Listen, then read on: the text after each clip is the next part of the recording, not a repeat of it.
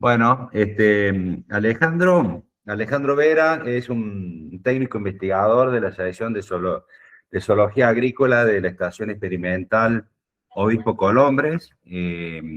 Son los coordinadores de la Red Nacional de Dálvulos. Bueno, Ale, te estoy haciendo un poco una introducción. Podemos decir que este es el tercer año que abordamos en forma consciente la problemática del dálvulo de maíz. Y vos conocés un poco la realidad del norte de Córdoba, por eso estás recibiendo múltiples consultas a diario. Y bueno, vamos un poco al título de la charla. ¿Por qué esta campaña es una campaña diferente? Así que sé que hiciste una presentación. A los participantes les pedimos por favor que muteen un poquito lo que muteen los micrófonos, y las preguntas las vamos a hacer vía chat. Esto va a ser rapidito, así que calculo que en una hora esto finaliza para que vayamos todos a laburar el campo. Así que, Ale, si querés agregar algo más de tu presentación y arranca nomás con lo que nos tenés que Perfecto, explicar. perfecto, perfecto, Dani. Muchas gracias a ustedes, a BAF, a Majagro, digamos, la invitación. La verdad que me gusta la introducción que hiciste, Dani, porque hablamos de conciencia y en realidad es como que recién tenemos conciencia de Chicharrita, el maíz, Dálvulo Maidi, hace 3 campañas, pero en realidad es un vector de vieja data, ¿no? Se lo viene estudiando en la zona endémica del NOA y el NE en la década del 80, para que ustedes tengan una idea. Entonces, pero el cimbronazo de la epifitia de la campaña 23-24 es lo que nos da y nos pone en contexto ahora, ¿no? Y también me parece muy interesante, hablamos mucho con los técnicos del norte de Córdoba y cada vez el norte de Córdoba se parece más al NOA.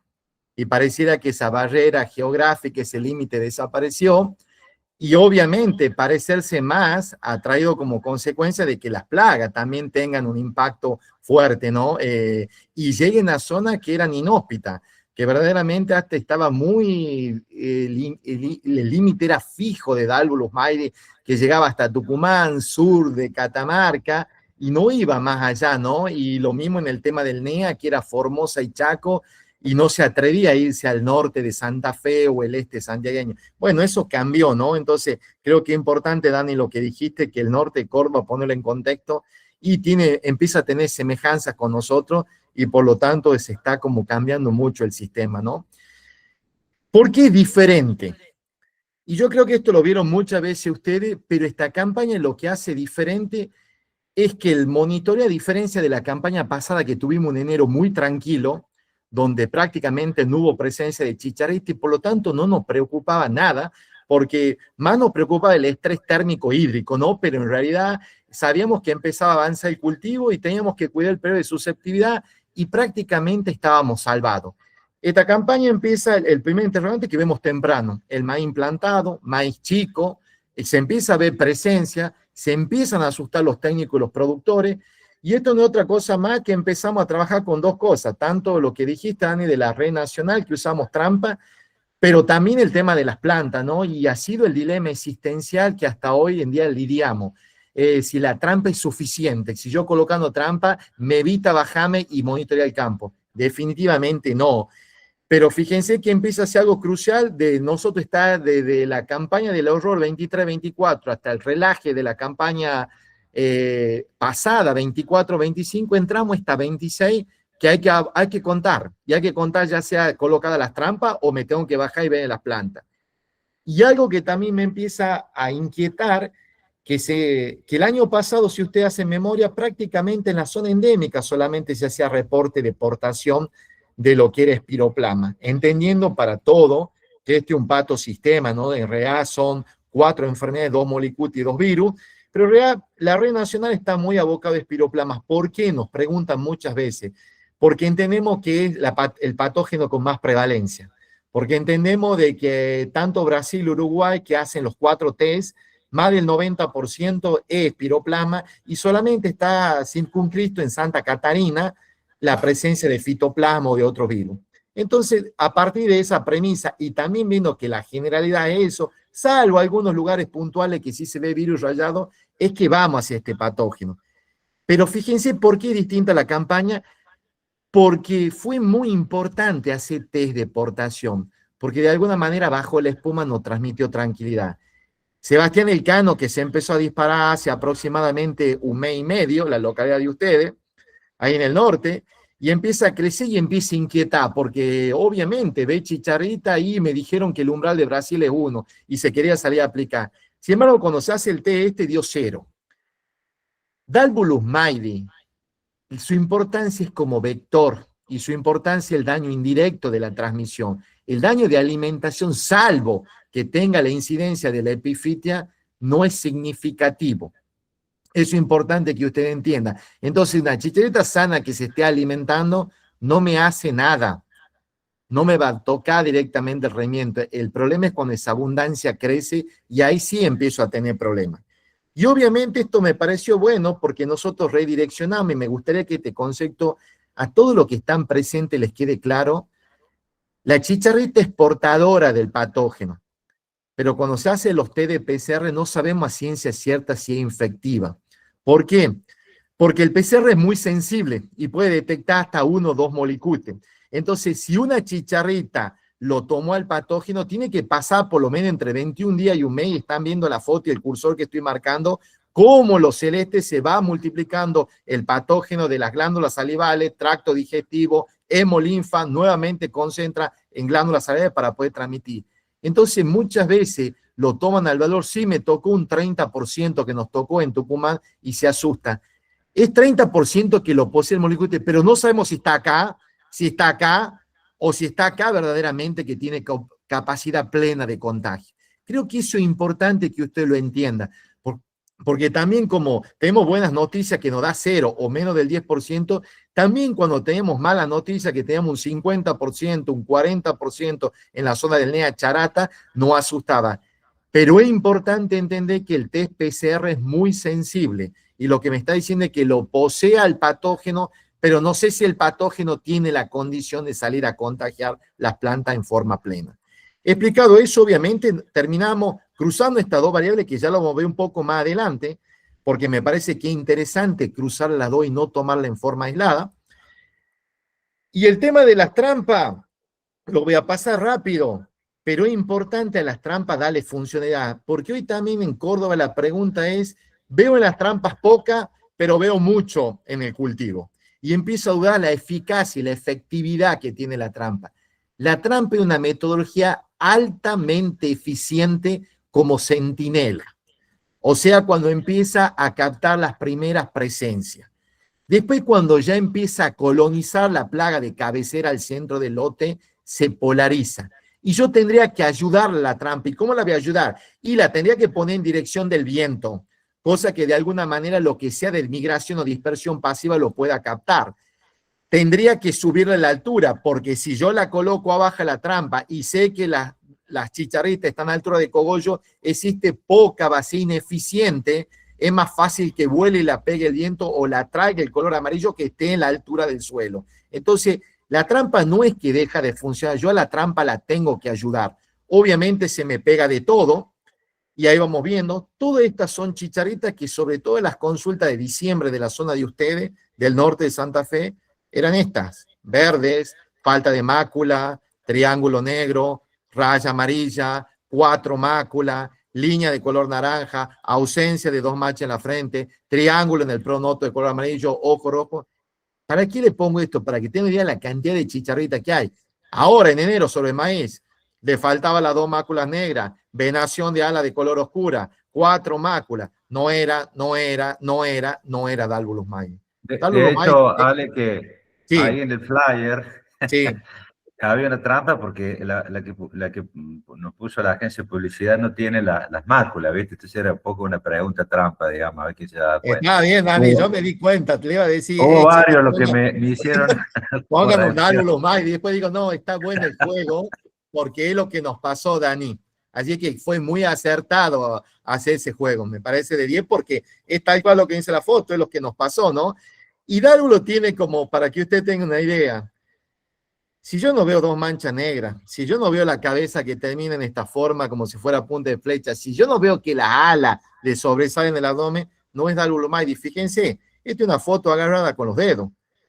y la estoy viendo, la alita que le sobrepasa, membranosa, transparente, ninguna chicharrita que vea venación oscuro de otro color es Dalvulus maili. Su ala son translúcidas, transparentes, sobrepasan el abdomen. Tiene que tener los 2 puntos negros en la frente. Y las de ahora, las que ven en el verano, son de color amarillo. Fíjense esto de la red, pero le puse más bien lo muy rápido porque todo lo ven al informe, pero para ver cómo evolucionó su zona en un mes. Y también es medio tramposo, porque hasta diciembre estábamos muy tranquilos. Fíjense, estábamos brindando entre Navidad y Año Nuevo con ausencia, con 80% de ausencia. Ya empezamos enero, la primera quincena con la mitad, y hemos entrado del último informe como si fuera una torta dividida en 4 porciones y ya solamente un cuarto era ausencia. Pero me gustaría que se queden con el concepto que esta porción y esta porción más la ausencia es un 75% y esta categoría solamente son 20 chicharritas quincenales, para que tengan ustedes una idea. El aumento obviamente ha sido progresivo, vemos cómo empezó a crecer, pero si ustedes le prestan atención cuando entra toda esta matriz de Córdoba, de la zona, solamente son 2. Y fue 85 y 46. Todo lo que polarizó de alguna manera este aumento fue el norte de Santa Fe, que empezó a crecer San Guillermo, que empezó a crecer Esperanza, Rafaela, San Justo, Videla, pero en realidad en la zona de ustedes, esta es la foto, porque muchas veces lo tomamos el informe y lo leemos mal, o lo interpretamos, estamos jodidos en la zona nuestra. Esto estaba pasando en otra zona agroecológica, ¿no? Y fíjense que cuando empezamos a tomar localidades de la zona ustedes, que entra Sinzacate, que entra Jesús María, que entra... vimos que tuvimos desde la segunda quincena de diciembre, primera de enero, que es celeste, azul y naranja, muy tranquilo. Empieza a activarse de alguna manera de color verde, empiezan los picos, lo que fue esta segunda quincena de enero y lo que empezamos ahora de febrero.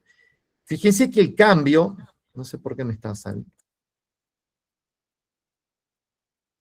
Fíjense que el cambio de tener 0, de empezar a tener presencia 1, 2, 4, 2, empezamos a tener estas categorías. ¿Qué es lo que a ustedes, los técnicos, los está inquietando?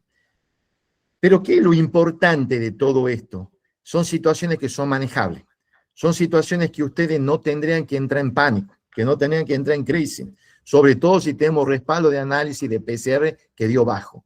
De hecho, me estuvieron compartiendo anoche los chicos de Río Seco, Fede Tocheto, el resultado de la zona norte de Espiro y de Fitoplasma que le entregaron ayer dio 0, negativo. Es una noticia tremenda. Es buenísimo porque el cultivo va avanzando abismalmente. Se está dando la condición ambiental que tienen buenas precipitaciones, que tiene buena temperatura, se está desarrollando en forma vertiginosa, que no sea la aportación nula o baja, que esté avanzando en lo fenológico ya fuera del periodo de susceptibilidad, que empecemos a tener chicharrita, es lógico, señores, porque el norte de Córdoba pasó a ser como el NOA, y nosotros siempre en febrero tenemos mucha chicharrita, y empieza a aumentar la abundancia. Esto me parece que es muy importante, porque ¿qué nos pasa? Nos pasa hoy que la foto, cuando empieza a aumentar la chicharrita, sucede que en muchas plantas vemos 2 o 3, y si le prestan atención, están copulando, están enganchadas. Entonces, si yo no hago monitoreo en plantas consecutivas, punto equidistante, puedo tener un sesgo. Puedo entrar al lote y vi 2 plantas, que vea 3, 4 y digo, está prendido fuego el campo. Tengo alta incidencia, pero cuando empiezo a contar 2, 3, 0, 0, 0, 0, 0 y se polariza. Entonces, ¿es lo mismo monitorear con datos que con sensaciones? No, no es lo mismo. Porque para poder tomar decisiones necesito tomar monitoreo con promedio y necesito por lo menos tomar de 200 plantas y que cada punto tenga 20 plantas y hacer 10 puntos salpicados de mi lote, 5 en cabecera, 5 en centro del lote y tener una idea global de lo que está pasando. Esa es una decisión estratégica de abundancia con datos y no entrar a decir, no, caminé, vi voló una chicharrita, ya tengo chicharrita, tengo que entrar a aplicar porque capaz que una está enferma. Esto está pasando ahora. No todo es Cornestam. Cuando se da la humedad que le está pasando a usted y nos está pasando a nosotros, pobre la gente de la zona núcleo que sí la está sufriendo la seca y la gente del litoral, pero empezamos a ver estas enfermedades. Empezamos a ver todo lo que es mildium que son patologías que obviamente, como son clorofisoderma, como son clorosis, no empieza a asustar, sí, porque nos dijeron que es piroplama, el complejo de Corne estándar, esto. Es otra cosa, es otra enfermedad, no nos asustemos. Se está dando porque hay una condición predisponente para que prospere esta enfermedad, que el año pasado obviamente con seca no pasó. Pero que no asociemos porque empezamos a ver chicharrita y este síntoma foliar que tenemos algún tipo de problema con Cornestam. Y esto me parece un ejercicio que nosotros sí lo podemos hacer en nuestro proyecto del Obispo Colombre con los grupos CREA, porque lo hemos empezado a evaluar desde pre-epifitia. Entonces, es un ejercicio muy simple porque tratamos de verlo a partir de un modelo matemático. ¿Qué significa la presión de un vector? Cruzando dos variables, cantidades de adultos, ya sea en trampa o en planta, y el porcentaje de portación de infectividad, en este caso de espiroplasma. 2024 de enero entramos con un 20%. 2025, el año pasado estábamos con un 7%. 2026 de enero no lo puse todavía el dato, pero teníamos el dato de diciembre que fue el que me anticipé, le dije que lo asustó. Bueno, esta era la abundancia que teníamos en trampa.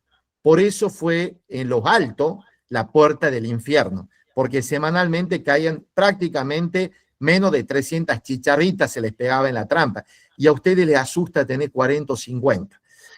La campaña pasada, obviamente, en la trampa tuvimos todo un enero muy tranquilo y esta campaña, como decía, volvimos a la epifitia. ¿Les parece que 265 es lo mismo que 7? ¿Les parece que arriba de 200 es menos que 15? No, no es igual, por eso es diferente, Daniel, y hablamos de que la campaña es distinta. No es esto, tampoco es esto, pero estamos lejos de lo que nos está pasando, lo que fue epifitia. Fíjense cuando nos íbamos a las plantas. La campaña de la epifitia teníamos entre 8 y 10 chicharritas por planta. Entonces ahí entendemos por qué se perdió todo. Obviamente la campaña pasada súper tranquila y esta campaña tenemos ese promedio de 0,3, un cuarto o media chicharrita. ¿Qué significa tener estos números y asociarlo al porcentaje? Significaba que de las 265 que tenía pegada en las trampas, 53 eran portadoras de espiroplasma, que estaban dando vuelta. Y por eso no fue así. Y significaba que por lo menos una que estaba por la planta estaba enferma. Por eso todo el lote tenía síntomas y se perdió todo el lote, porque todas las plantas estaban contagiadas.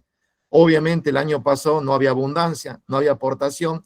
Esta campaña, cuando extrapolamos qué significa tener un 30%, y significa tener 2 chicharritas o 4, y significa tener sobre la planta 0,09.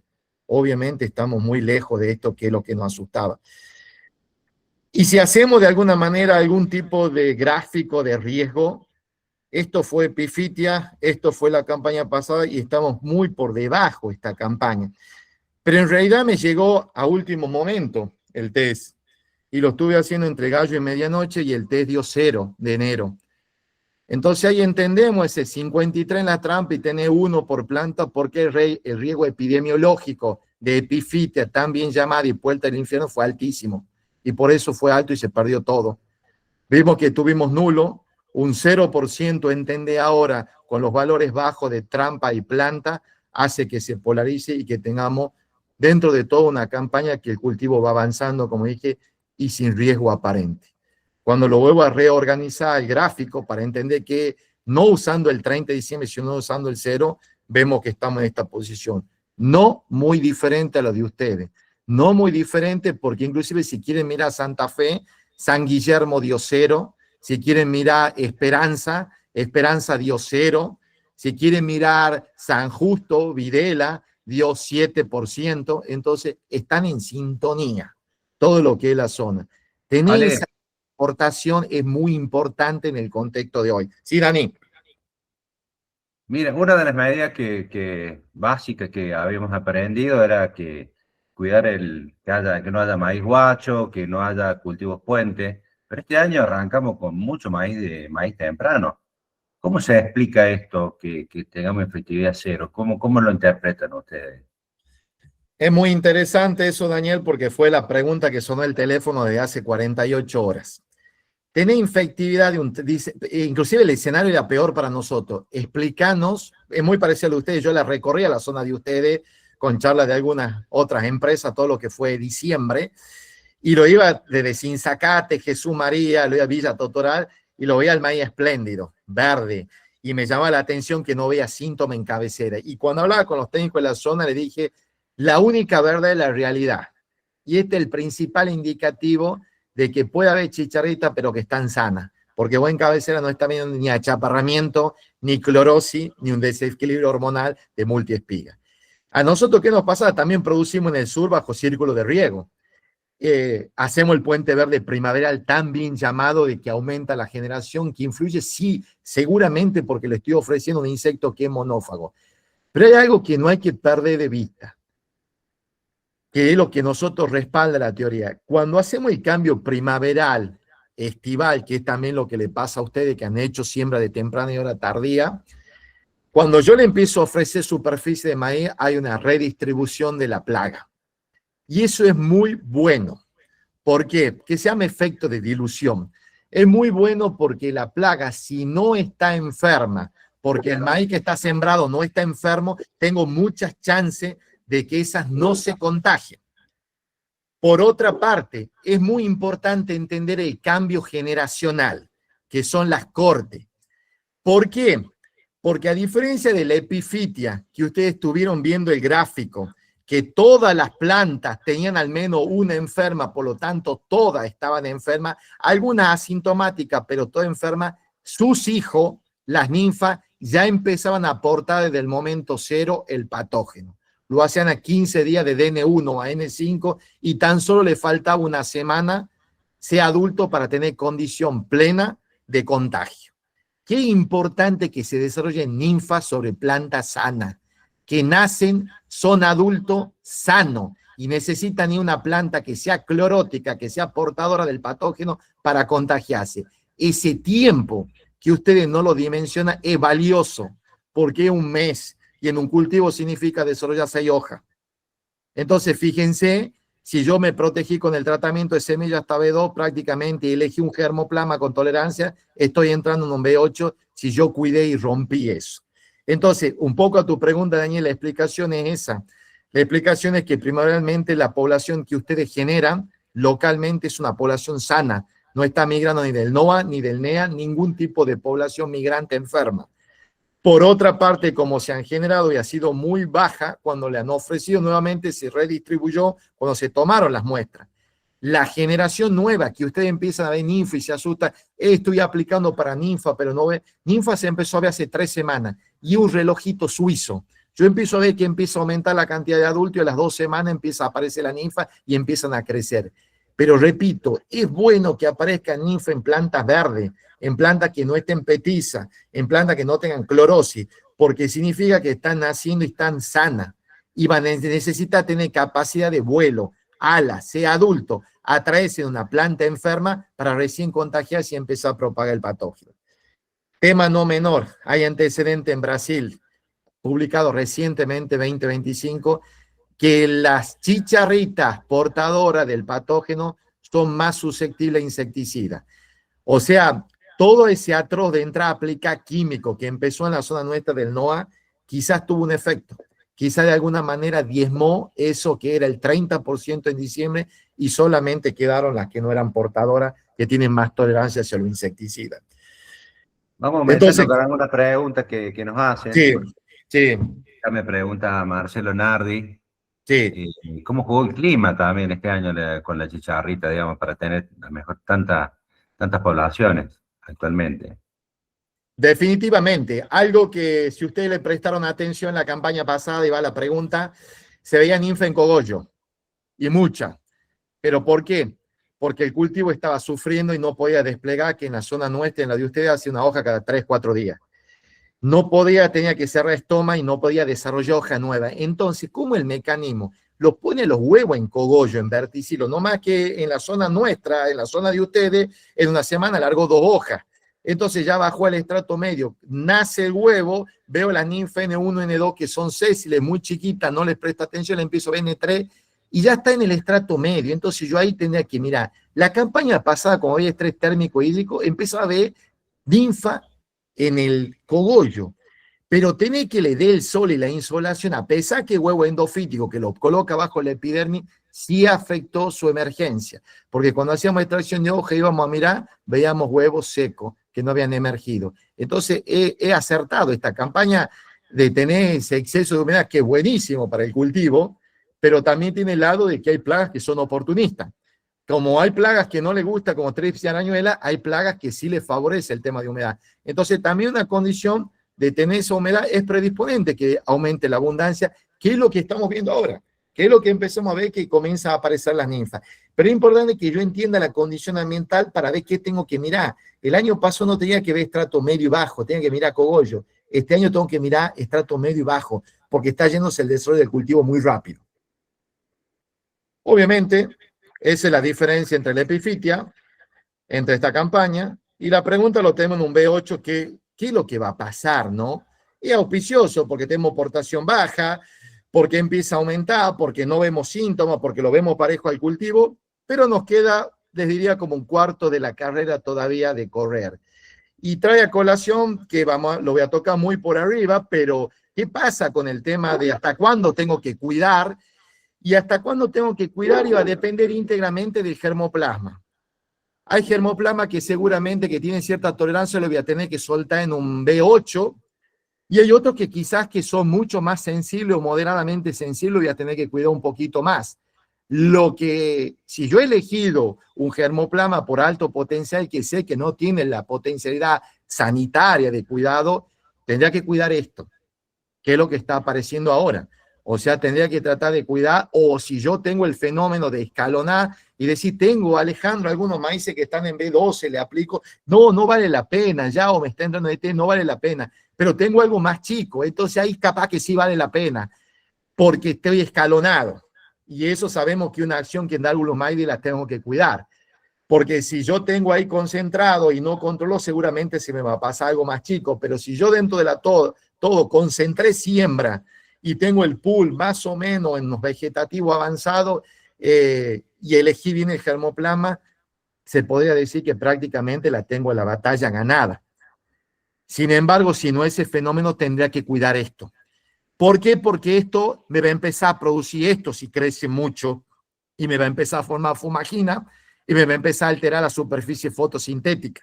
Y yo tendría que tratar de cuando entro al periodo reproductivo fuente-destino, cuidar esto. Esto obviamente que no lo vemos el año pasado, lo vimos en epifitia, pero para que ustedes estén atentos. El desafío ahora es, cuando vea la pregunta, ¿tengo que aplicar hasta cuándo tengo que cuidar? Depende de la genética y depende si escaloné o no, o si concentré. Y si tengo algo más chico que tengo que cuidar, sí tendría que mirar esto, porque esta es la nueva abundancia, el nuevo pico de incidencia poblacional.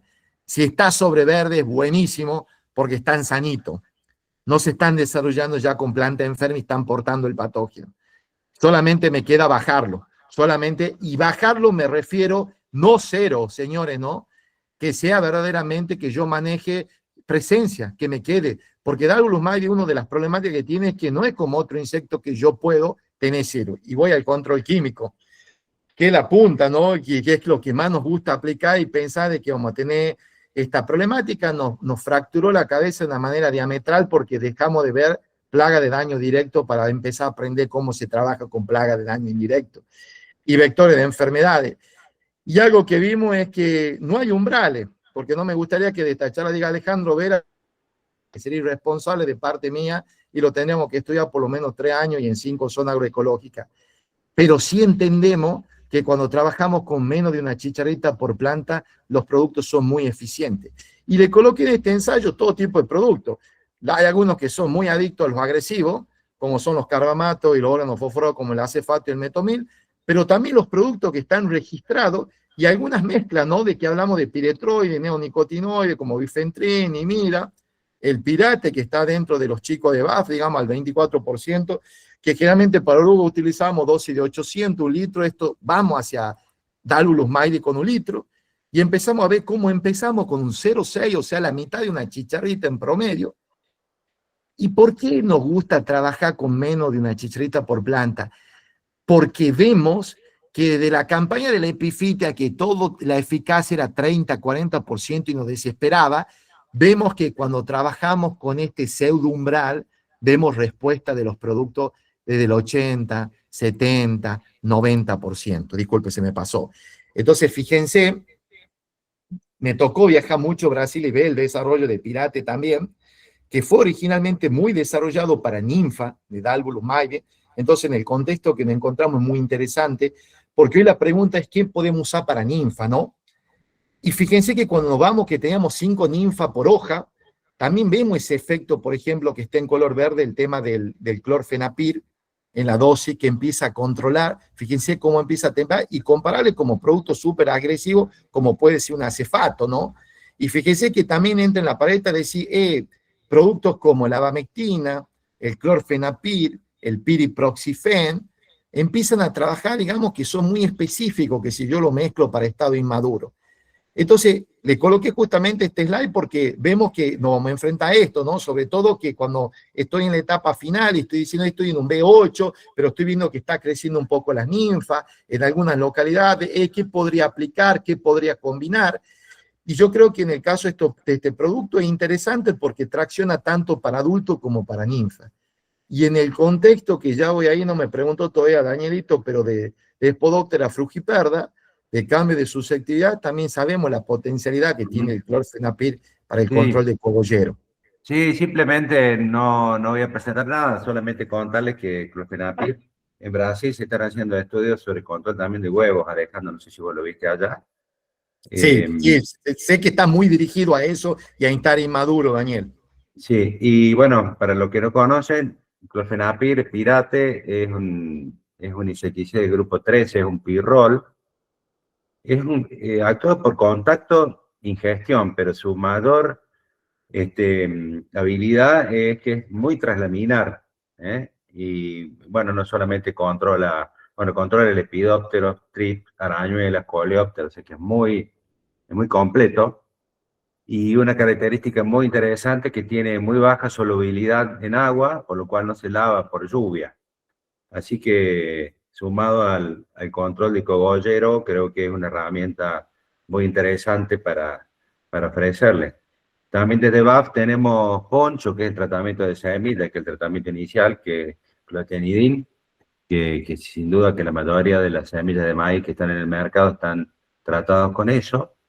Y tenemos también Fastac Duo, que es alfa-cipermetrina y acetamiprid, ese sí que es contacto sistémico. Fastac Duo no tiene todavía registro para maíz, estamos trabajando con eso, pero puede ser ahí también una herramienta para un tratamiento inicial. Pero bueno, pero Pirate, ahí ya estás mostrando algunos resultados que están buenos. Ale, Sí, yo lo que estuve viendo en el campo, maíz sí. EB5, E6, con aplicaciones, es como que hay que aplicar ahí adentro de cogollo y vos decís, vos ves las máquinas que pasan a 20 kilómetros por hora y decís, no, para, esto tienen que bajar los cambios, ¿no? ¿Cómo hacemos para lograr una buena calidad de aplicación que a campo nos den una eficiencia de control como la que vos estás mostrando? Sí, a ver, Dani, creo que la consulta ahora, justamente por la condición ambiental, se empieza a hacer muchas aplicaciones aéreas. Y muchas veces el resultado ya apliqué y no lo vi tan eficiente. Y creo que viene a colación con tu comentario. En esto es crucial el tema de la calidad de aplicación. En esto es crucial el tema del momento. Si bien en la zona nuestra que es caliente, obviamente termina aplicando de noche, ¿no? Que te dé una condición predisponente, pero yo sí tendría que tener, no le tendría que exigir al producto si yo estoy aplicando una mala condición o estoy haciendo una mala calidad de aplicación, porque ahí es donde verdaderamente empiezan a ser erráticos, ahí es donde verdaderamente empiezo a ver, apliqué, pero volví y sigo viendo chicharitas, no lo veo el control contundente, entonces creo que tal cual, lo que decís vos, o sea, verdaderamente tengo que tratar de tener buena penetración. Y si yo paso, digamos, muy rápido cuando estoy aplicando con el mosquito, seguramente eso no lo voy a lograr. Si estamos hablando de qué importante de cuando empieza a aparecer ninfa, yo pueda de alguna manera impactar en lo que es el estrato medio y lo tendría que tener en consideración, porque la única manera es que tenga una buena calidad que pegue ahí donde están las ninfas, que en realidad es mucho más fácil porque las ninfas en general están quietas, no tienen tanta movilidad como el adulto. Sin embargo, también lo importante, creo que también para puntualizar, es que si ustedes le prestaron atención, es como que Dálvulos Maidi, siempre cuando empieza a bajar la iluminación, vuelve al cogollo. Muchas veces temprano, cuando empezamos a monitorear, las vemos que están ahí metidas dentro del cogollo y cuando empieza a levantar temperatura, empiezan a moverse, empiezan a tener dispersión. Cuando es muy alta la temperatura, también se refugia en el cogollo. Si usted le prestó atención, la gota de rocío que está en el fondo del cogollo, ella está en contacto para no deshidratarse. Entonces, ese tipo de observación es importante que yo la tenga en consideración, sobre todo cuando estoy haciendo control y estoy aplicando. Obviamente que quiero ser muy enfático en esto. Cuando yo empiezo a ver de que empieza a tener 3, 4, 5 chicharritas, es difícil pedirle que tenga unos controles de lo que yo estoy mostrando. ¿Por qué? Porque cuando yo tengo esa cantidad, generalmente tengo movilización dentro del lote y empieza a migrar. Porque ya no va a haber una competencia entre lo que es ninfa y entre lo que son los padres, los adultos, entonces empiezan a moverse. Entonces tengo muchas chances de yo aplicar y muchas veces entro al campo y digo, no me funcionó la aplicación, pero en realidad en el lote vecino se está moviendo. Entonces lo vimos mucho esta campaña, sobre todo cuando se empezó a cosechar el temprano y coexistía con el tardío. Que entraban a aplicar, veían muy eficiente la aplicación, empezaban a picar el maíz en el lote de lado y automáticamente a los 2 días la llamada telefónica, veo que ha duplicado, que hay más chicharritas. Y la pregunta del millón era, ¿están cosechando al lado? Sí, están picando. Y imagínate, toda la chicharrita que estaba ahí resguardada, se empieza a alterar el ecosistema y van a buscar el maíz que está, y el más apetecible, el más chico, y lo agarró a tu lote. Entonces, eso también son estrategias que la vimos mucho esta campaña y que hay que tenerla en consideración. Porque muchas veces lo vimos que terminó funcionando como una franja trampa de atracción. O sea, muchas veces el tema del tardío con el temprano, que se estaba por cosechar y que estaba chiquito el maíz, se empezó a concentrar. Entonces también empezamos a entender que puede ser una estrategia concentrar y golpear, ¿no? Sobre todo cuando estoy en esa coexistencia de un maíz que se ha hecho primaveral, que está próximo para cosechar, y un tardío que está recién implantado. Pero seguramente el tema de la calidad y la condición es fundamental.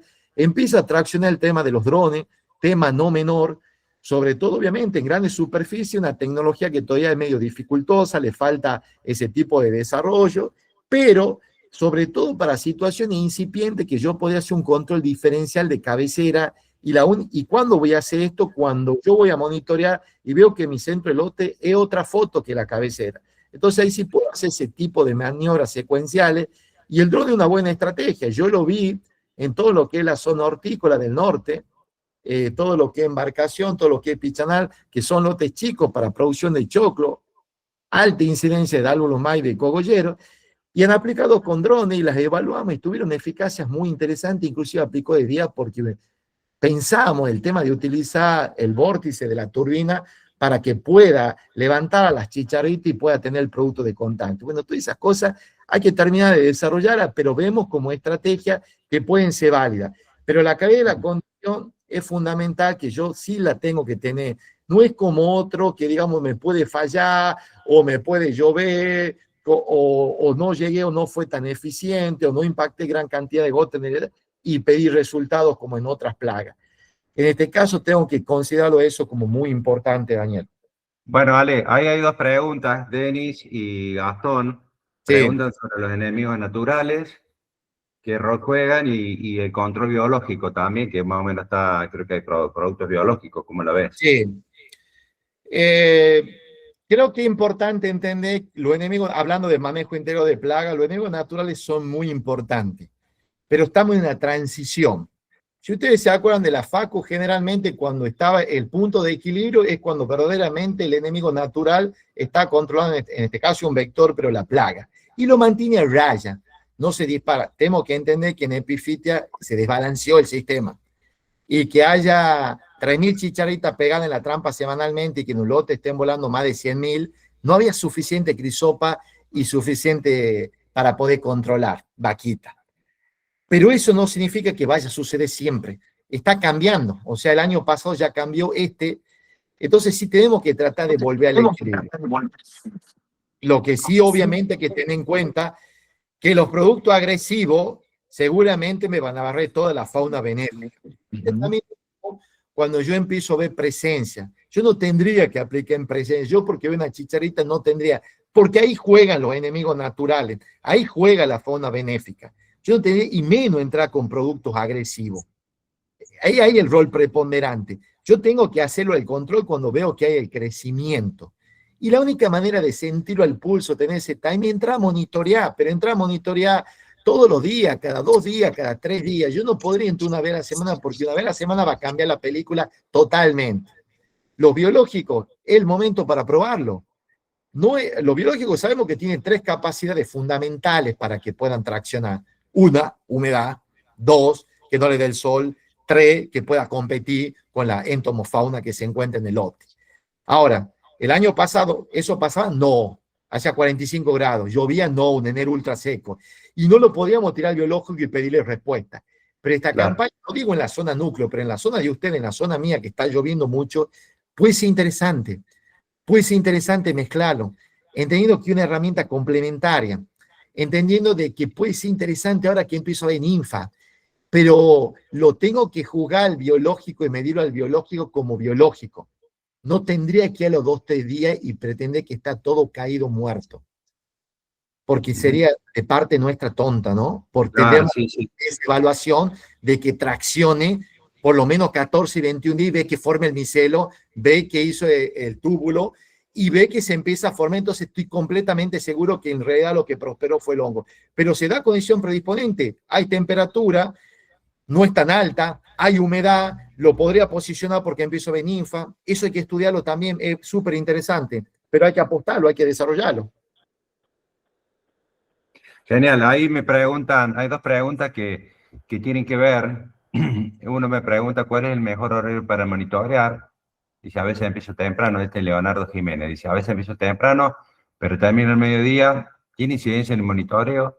Y la otra, Diego Cariñano, dice, ¿y lo de las trampas de luz en lugar de pegajosas, cómo lo ves? Digamos, está enfocado al monitoreo, ¿no? Sí. Mira, respecto al tema de las trampas de luz, en Brasil se usa mucho para capturar, para hacer PCR.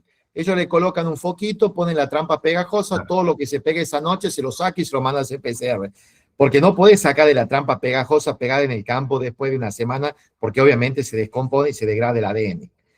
Puede ser una alternativa buena, porque si ustedes se dieron cuenta, cuando salíamos en la camioneta, en Epifitia, el foco estaba lleno, ¿no? Y era una nube. Y sí, porque ellos le atraen mucho, ¿no? El tema de la luz. O sea, es muy interesante eso. Pero hay que verle la aplicabilidad todavía. Quizás para las detecciones, de decir, bueno, yo pongo un foco, pongo una trampa de luz y empiezo a mirar a ver si me cae algo, como para decir, lo tengo presente en el lote, puede ser una buena alternativa. Pero una vez que empieza a crecer, por ejemplo, en la zona nuestra, donde hay mucho, ya pone un foco y que esté en los lugares donde hay mucha chicharrita, Alto Verde, que es una zona hortícola, y no te va a medir mucho, o sea, no te va a permitir cuantificar para poder tomar una decisión agronómica, ¿entendés? Pero creo que puede ser una buena alternativa en el tema de detecciones porque ellos le atraen muchísimo la luz. A ellos les gusta mucho la luz, entonces cuando yo creo, no tengo chicharrita, no la miro en el campo, no está pegado nada en la trampa cromática, pongo un foco, pongo una trampa de luz y veo. Puede ser una buena alternativa y el tema de válido.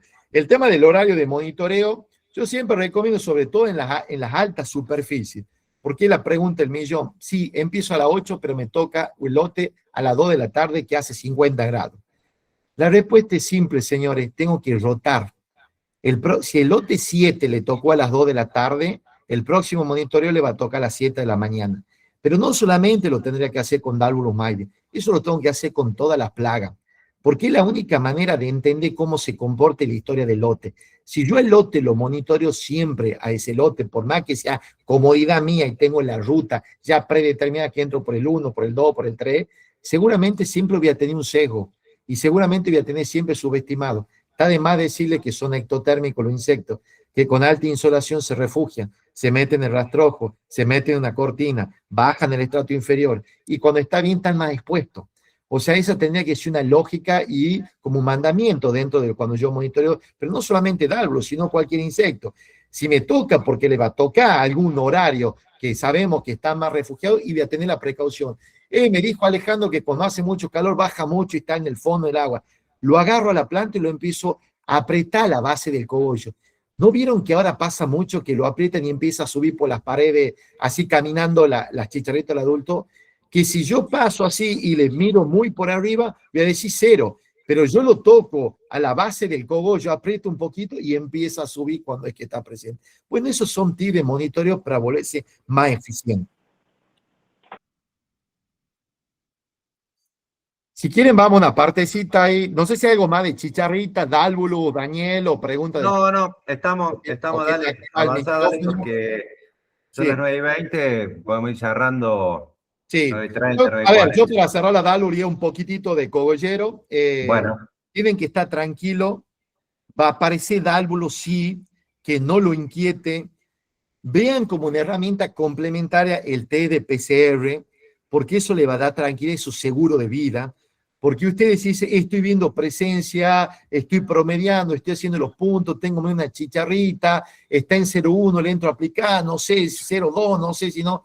Con el análisis de infectividad usted le da tranquilidad, porque yo ya le mostré que cuando cruzamos las dos variables de abundancia, comportación, no empieza a diseñar el escenario, qué es lo que puede pasar. Cultivo se está desarrollando rápido, mejor. Es buenísimo lo que nos está pasando, que se está yendo. Lo veo verde, lo veo en buena altura, buenísimo, no tiene síntomas. Elegí una buena genética, buenísimo, lo voy a cuidar menos posible y ya cuando menos me di cuenta va a estar en un B8, B9 y lo voy a soltar. ¿Va a levantar la población? Sí, seguramente va a levantar porque los picos nosotros históricos de los 4 años que vimos en estudio empiezan en marzo y abril. Y la única manera que se construye el pico es que empieza a crecer todos los que son los peldaños. Entonces sabemos que febrero va a crecer, sí, tiene que crecer, lo hizo, siempre lo hizo. Es normal eso que pase. Lo que yo tengo que trabajar en dos cosas. La abundancia, mantenerla chiquita mientras el maíz es susceptible. ¿Qué significa eso? Mientras es chico. Lo dejo de proteger el tratamiento de semilla, B3, ahí tengo esa ventana. Tengo que ver que si me acompaña la condición ambiental va a ser rápido. Si es desfavorable con el año pasado, va a ser muy lento. Y ahí tengo que diseñar mi estrategia. Yo tengo que cuidar ese periodo y después no me tiene que quedar la parafernalia de decir, veo mucha chicharrita, está. Sí sirve como información para el lote, como información de ustedes personal, como información técnica. Pero su desafío es ese. Humedad, probemos biológicos, probemos combinaciones, veamos producto específico para ninfa. Sabemos, quiero, última vez, sí, agrego algo para mantenerlo a raya. Ese es simplemente el desafío. Fíjense, el último que le coloqué, creo que lo dije un poco. Esto significa trabajar con epifitia, eficacia despreciable. Esto significa trabajar con adultos, que me empiezo a aumentar, pero esto significa trabajar con 0,5. Fíjense cómo son las eficacias y la persistencia también me permite no aplicar y al otro día decir tengo más chicharrita. Frugiperda, vamos rapidito, así lo hagamos que estamos terminando. Ver esto que en todos los eventos que tenemos la presencia de VIP, está de más decir que le hemos presionado el sistema y eso es lo que nos ha llevado a que tengamos fallas de susceptibilidad. Este fue el reporte que sacamos hace aproximadamente 2 semanas, el primer cambio de susceptibilidad de Spodoptera frugiperda VIP3A en Argentina. El caso, pasó a ser el caso emblemático corriente de Bellavista, como fue el caso Quines San Luis en Diatraea. Ese fue el daño que se empezó a ver.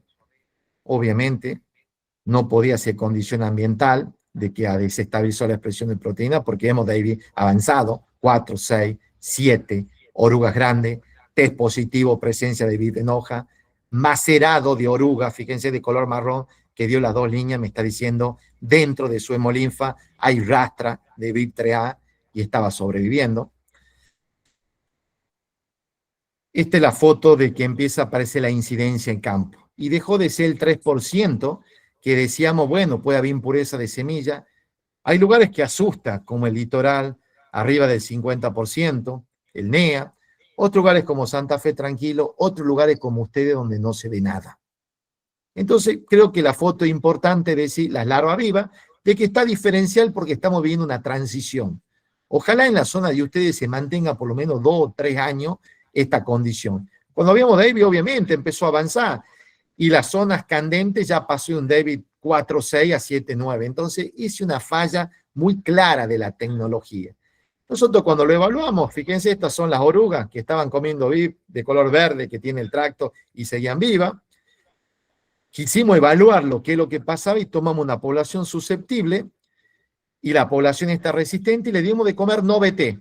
Y queríamos calibrarlo al sistema. ¿Cuánto vive no come BT? Obviamente vive la mayoría, arriba del 97%. ¿Y cuánto come? Y a los 10 días come cerca del 9%, 10%. Bueno, ahora lo comparemos con BT. La población susceptible obviamente se murió todo y la población de corriente empezó a sobrevivir. ¿Qué me está diciendo? Me está diciendo que hay un cambio de susceptibilidad hacia la proteína pero come menos, no come 9, come 3. Bueno, es un fenómeno que lo vimos en todos los cambios nosotros en Rachi, en Intacta, lo vimos en el Ecover Pasea, en Víctera, que para poder sortear la resistencia tiene que comer más lento para poder detoxificar. Ahí vemos la comparación de una resistente, no vete lo que sobrevive. Obviamente no sobrevive igual porque todavía hay heterocigoto dando vuelta, y lo que come, lo que está defoliando entre un OBT, esta población resistente, y en lo que es un BIP3A. Esto también lo quisimos hacer sobre proteína hidrolizada, aquí un proyecto que tenemos con la gente de Estados Unidos, de la Universidad de Tennessee. Esta es la población susceptible. Fíjense que cuando estos son nanogramos de proteína, cuando subimos de 150 a 200 tuvimos la CL99, pero la población de corriente es altamente resistente. Fíjense que cuando subimos dosis se mantiene amesetado, inclusive nuestro screening de aumento de nanogramos de BIP3A. En ese contexto, creo que me gustaría redondear dos cosas. Hay que tener timing. El cogollero es muy agresivo en la zona nuestra y en la zona del norte de Córdoba quizás un poco menos, pero con el tiempo, como estamos hablando, va a terminar siendo. Entonces, entrar con un umbral de un David 23 me permite de alguna manera mantener a raya y que no suba la categoría 7-9.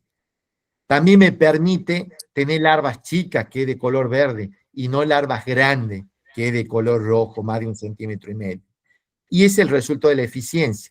Entra tarde, que nos pasa mucho. No, estaba bajo el umbral, entré 5 una semana después. No, estoy por encima del umbral.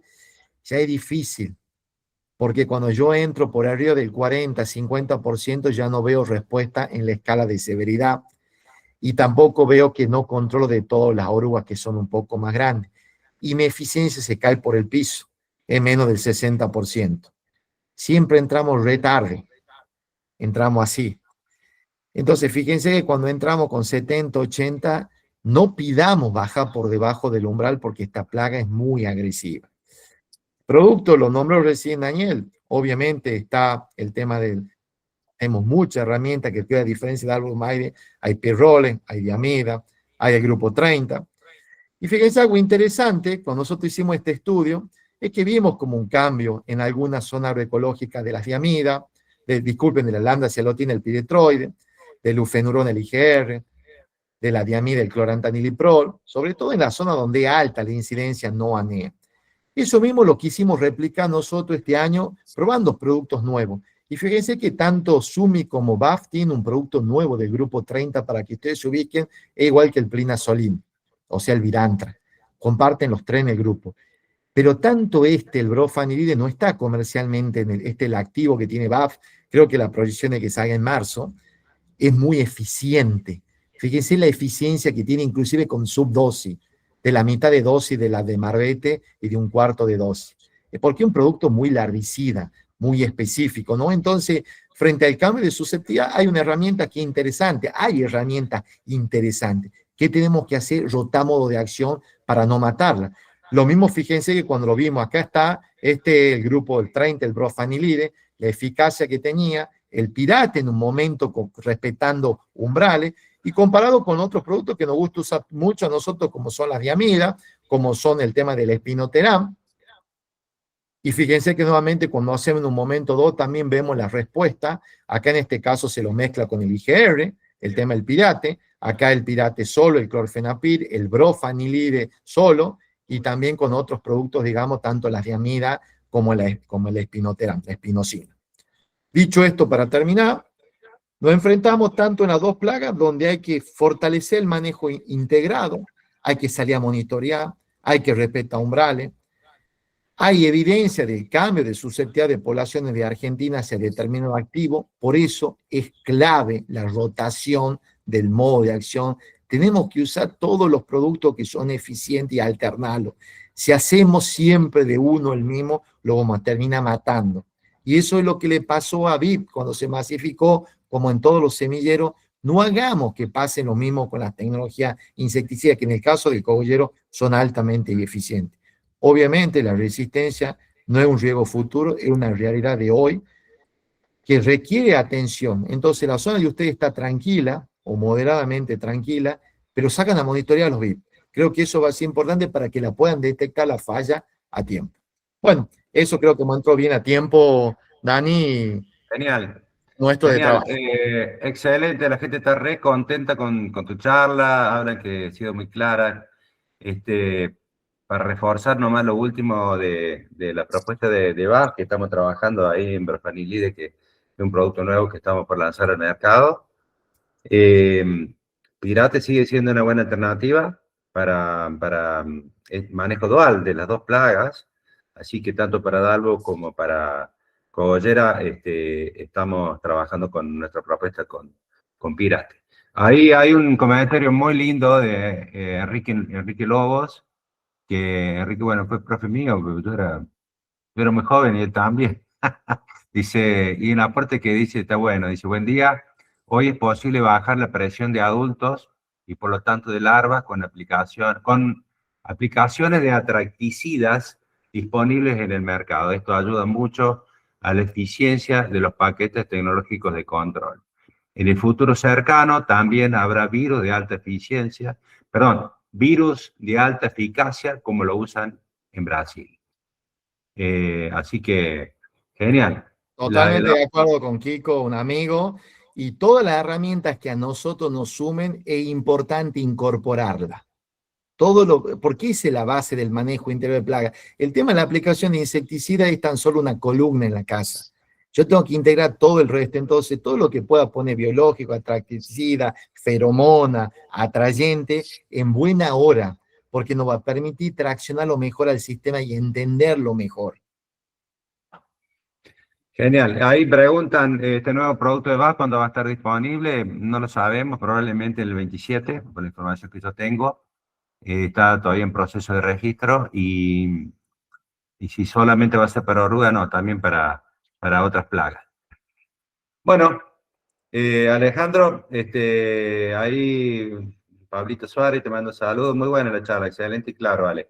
Ale, tuvimos problemas que la zafamos, con el tema de tu video, pero salimos adelante. Bien Creo que ahí, sí. estuvo muy buena la charla, así que te agradecemos y vamos a colgar esta charla, Valentina, en la página de Más Agro para que esté disponible y se pueda compartir para los que no pudieron participar. Buenísimo, y no más que agradecerle tanto a Daniel, a Bafa, a la gente de Más Agro, la invitación, así que muy contento y como siempre a disposición el Obispo Colombre, la sección Zoología, lo que necesiten, lo que se los pueda ayudar. Sí, El creo objetivo es que agradecerle a ustedes, el Obispo Colombre, también porque tiene muchas dificultades con la situación del INTA. Creo que el sector nuestro, con el tema de Dalboros, una vez más, ha mostrado todo un sentido colaborativo, de salir de la acción rápido, compartir información, ser muy profesionales. Yo creo que somos un ejemplo a nivel mundial de cómo podemos abordar nuestra problemática de manera colaborativa. Cómo gestionar la colaboración, la experiencia y, bueno, nuestra fraternidad que somos los ingenieros agrónomos. Así que yo, por lo menos, estoy orgulloso de lo que estamos haciendo. Bueno, gente, hasta luego. Saludos a todos y estamos en contacto por cualquier duda, nos escriben. Hasta luego. Muchas Chao, Ale. gracias. Chao, Dani, gracias a Tengan un todos. buen día, un buen fin de. Chao, chao. Chao.